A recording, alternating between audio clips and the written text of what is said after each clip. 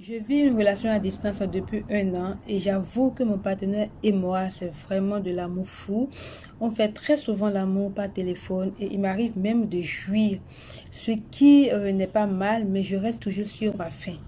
Alors, un jour, lors de nos conversations, j'ai demandé est-ce qu'on peut introduire un sextoy dans notre sexualité pour me permettre de finir l'action que nous entamons souvent.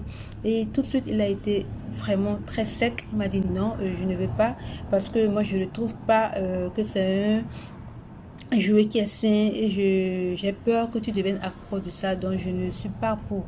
Alors elle était vraiment très inquiète parce qu'elle n'arrive pas à assouvir totalement à ses besoins, elle n'arrive pas à atteindre l'orgasme rien que par l'amour à distance.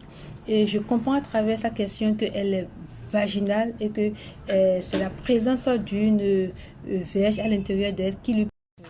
Elle n'arrive pas à jouir pleinement et atteindre l'orgasme parce que pour elle, elle est habituée à un contact physique, elle est habituée à tout ce rituel-là pour pouvoir jouir et atteindre l'orgasme.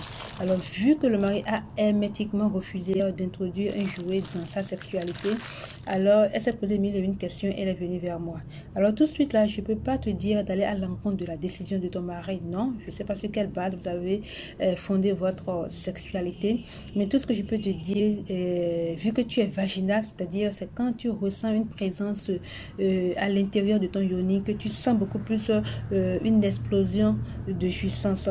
Soit tu attends un moment, tu l'informes encore que tu restes toujours sur ta faim après vos débats sexuels, ou simplement tu t'offres ce plaisir-là, vu qu'il n'est pas là, pour finir ta sexualité, mais sans pour autant qu'il le sache. Le jour que tu apprends qu'il vient, rapidement tu te débarrasses de ça. Et également pour faire le choix.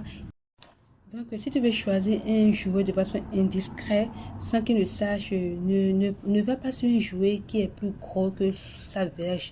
Il faut choisir un jouet qui a la même taille que sa verge pour ne pas sentir quand même un élargissement de ta paroi vaginale. Parce que si tu prends un jouet qui est plus gros que sa verge, le jouet qui va descendre et qui va l'introduire, quand ça va flotter, c'est compliqué.